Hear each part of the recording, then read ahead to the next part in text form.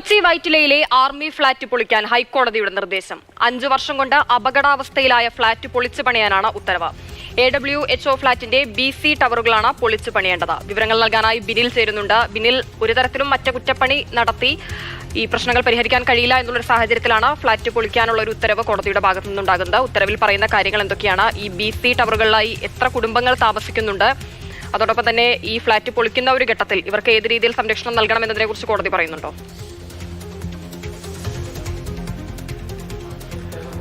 വളരെ വിപുലമായ ഒരു പദ്ധതി തന്നെയാണ് ഹൈക്കോടതി ഈ ഉത്തരവിലൂടെ പ്രഖ്യാപിക്കുന്നത്. അതായത് ജില്ലാ കളക്ടർ ഒരു വിദഗ്ധ സമിതിയെ രൂപീകരിക്കണം. ആ വിദഗ്ധ സമിതി പാരിസ്ഥിതിക ആഘാതങ്ങളൊന്നും ഉണ്ടാകാത്ത വിധം ഈ 2 ടവറുകൾ BC ടവറുകൾ പൊളിച്ചു നീക്കണം. ആ പൊളിച്ചു നീക്കുന്ന അതേ സ്ഥലത്ത് പുതിയ ഫ്ളാറ്റ് നിർമ്മിക്കുന്നതിനുള്ള അനുമതികൾ സർക്കാർ വേഗത്തിൽ നൽകണം എന്നതാണ് ഹൈക്കോടതിയുടെ നിർദ്ദേശം. അതായത് ഈ 2 ടവറുകളും താമസയോഗ്യമല്ല എന്ന് ദുരന്ത നിവാരണ അതോറിറ്റി അടക്കം കണ്ടെത്തി വിശദമായ റിപ്പോർട്ട് തയ്യാറാക്കിയിരുന്നു. അതിന്റെ പശ്ചാത്തലത്തിൽ ആ താമസക്കാർ തന്നെയാണ് ഈ ഫ്ളാറ്റ് പൊളിക്കാനുള്ള അനുമതി തേടി ഹൈക്കോടതിയിലെത്തിയത്.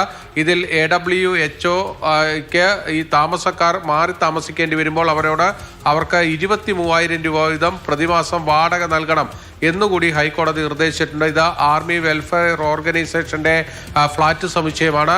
പട്ടാളത്തിൽ നിന്ന് വിരമിച്ചവരാണ്, ഉന്നത സ്ഥാനത്തിരുന്ന് വിരമിച്ചവർ വരെ താമസിക്കുന്ന ഒരു ഫ്ളാറ്റാണ്.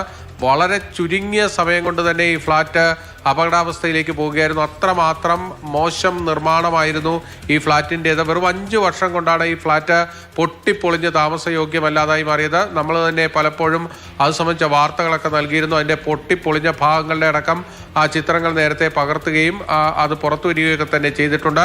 അതോടൊപ്പം തന്നെ ഇത് താമസയോഗ്യമല്ലെന്നും ഒരു കാരണവശാലും അവിടെ താമസക്കാരെ ഇനി തുടർന്ന് അനുവദിക്കരുതെന്നുമായിരുന്നു DDMA ജില്ലാ ദുരന്ത നിവാരണ അതോറിറ്റി റിപ്പോർട്ട് നൽകിയത്. അതിൻ്റെയൊക്കെ തന്നെ പശ്ചാത്തലത്തിലാണ് ഇപ്പോൾ ഹൈക്കോടതി ഇടപെട്ടിരിക്കുന്നത്. അതായത് മുൻപ് കൊച്ചിയിൽ ഫ്ളാറ്റുകൾ പൊളിച്ചത് അനധികൃത നിർമ്മാണത്തിന്റെ പേരിലായിരുന്നുവെങ്കിൽ ഇപ്പോൾ ഒരു പ്രധാനപ്പെട്ട ഫ്ളാറ്റ് സമുച്ചയം, അത് വൈറ്റ്ലയിൽ തന്നെയുള്ള ഏറ്റവും ഉയരം കൂടിയ ഫ്ളാറ്റ് സമുച്ചയങ്ങളിലൊന്നായ ഈ ചന്ദർ കുഞ്ഞ് ഫ്ളാറ്റ് സമുച്ചയത്തിലെ 2 ടവറുകൾ പൊളിക്കേണ്ടി വരുന്നത് നിർമ്മാണത്തിലെ അപാകത കൊണ്ടാണ്. അതായത് അത്രയും മോശമായ നിർമ്മാണ പ്രവൃത്തിയായിരുന്നു ഈ ഫ്ളാറ്റിൻ്റേത്.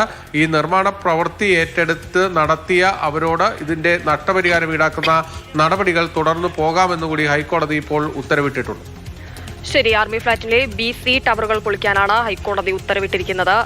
നിർമ്മാണത്തിലെ അപാകതയെ തുടർന്നാണ് ഇത്തരത്തിലൊരു നിർദ്ദേശത്തിലേക്ക് ഹൈക്കോടതി എത്തിയത്. കൂടുതൽ വിവരങ്ങളാണ് ബിനിൽ നൽകിയത്.